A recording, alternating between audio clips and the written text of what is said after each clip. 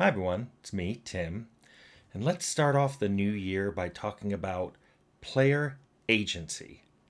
Now, what do I mean by player agency? Player agency is that when a game allows the player to choose what to do, and then the game reacts, especially the storyline of the game. And player agency, the opposite of this would be when a game has a predefined, very narrow set of things the player can do, even though it feels like he should be able to do other things.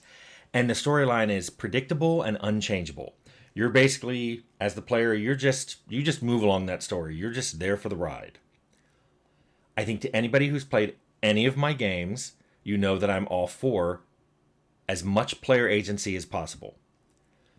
Now, player agency is not binary. You don't have a game that either has player agency or doesn't. Usually it's a continuum of things. And let me give you an example. Let's say you're playing a game where you run around a world doing things, and you only have one weapon, the one that you start with. That's very limited agency. A little more agency is you can find different weapons and you can switch between them. Now you have a player who can decide what weapon he wants to use. Maybe there are skills for the different weapons. So now there's even more interesting player agency because there's choice for what skill you want to use. Maybe the skills even unlock things you can do with those weapons. And then you can choose what weapons to use. Maybe you switch weapons when you're fighting monsters because some weapons are better than others. Even more agency. So let's say you're running around the world. Let's say you're using a sword and you're hitting things. Let's say you hit the wall. Okay, that's, you do that. Let's say when you hit the wall, you hear a sound based on the material of your weapon and the material of the wall. That's interesting. Maybe it leaves a mark, a decal. That's even more interesting. That's just additional way the game is reacting to what you're doing in a way that the designer expected you to do that. Maybe you can hit some things and break it. Maybe you can break through a door that way. Maybe you can break open a chest that way. That's even more agency because now, even though there were skills to pick locks, the game is saying, I'll let you do this. Maybe it's not good for the weapon. Maybe weapons have damages on it and it gets damaged a lot more when you use it for things like that. You can see even more decisions the designer made. Maybe when you break open chests, you get the things inside. Even more agency. Maybe sometimes breaking open the chest breaks some of the things inside. Even more reaction to what you're doing. Maybe creatures nearby come to investigate the noise or get mad if they see you stealing things from their chest. Even more agency. Maybe the game story changes if you're ever discovered to be a thief, whether it changes locally or globally. Wow, that's even more agency. So I hope I explained how a simple decision like I can hold different weapons created a whole continuum of player agency in a game. That's what I'm talking about. This continuum of player agency.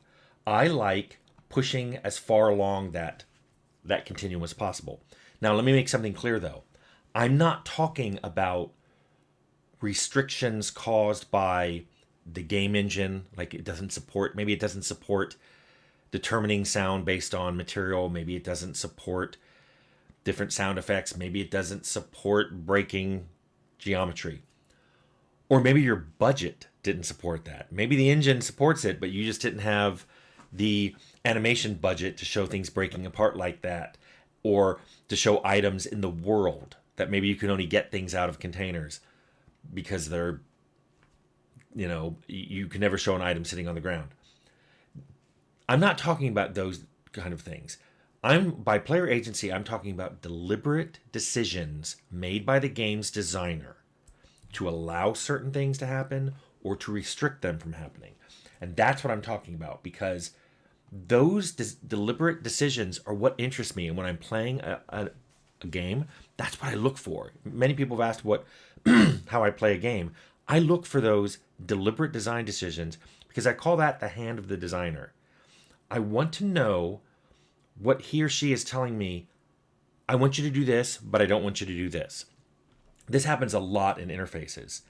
If you ever use an interface and you pick up stuff and things go into different categories? That right there is a designer saying, hey, these things are used for different purposes. Let me divide those up into categories for you, and each category has a different purpose. If when you go to a vendor, they have the button or something you can say to the vendor to sell all your junk items or whatever, obviously that's what they thought you would do. If they didn't think you would do that, they wouldn't have spent the extra time to put that in the interface.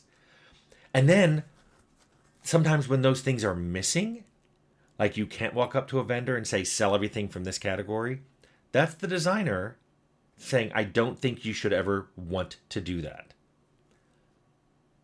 So once I call that the hand of the designer, it's the obvious decisions that the designer made in the game, and he or she is telling you about those decisions through that design. So let's talk about things that I like to see, elements of a game that I consider to increase player agency. At least, and these are things I like to put in mind. The first thing is that there are lots of different character builds you can make. I've stated that if you provide me a character, especially an already named character, I'm far less interested in your game. I want the game to be able to let me make as many different characters as possible in that character creator, and then I want the game to react to what I made. And I know people go, well, this leads a lot of people to minimax and stuff like that. I'm fine with that. If you want to make someone who's super, super strong and clumsy and stupid and, has low health or whatever, what an interesting character. I want to see how long that character can survive. Related to that is I love games that have lots of systemic options. In other words, ways to proceed through quests or the storyline that are not scripted, that are emergent behaviors and emergent reactions of the game based on code. In Fallout, it was things like when you pickpocketed things off players, it turns out because we reused the vendor interface, you could also place things in them. I noticed that. I was like, I don't know why anybody would want to do that. Well, I told you, QA found something fun to do, which is taking grenades, pulling the pins, and putting it in someone else's inventory. I love that, not because I approve of the action, but because I love the fact that the systems that were designed allow the player to interact with the world in a way I never anticipated. Basically, it's additional player agency. And since I didn't plan for it, it's surprise player agency, and I love it. Things like dialogue choices. If you've ever played a game and you want to be able to say something and they don't give you anything near that in the responses, I don't like that. If I want to tell someone you're being a jerk, or I'm not going to pay for this, I don't know where you're going to get the money, I want to be able to say things like that.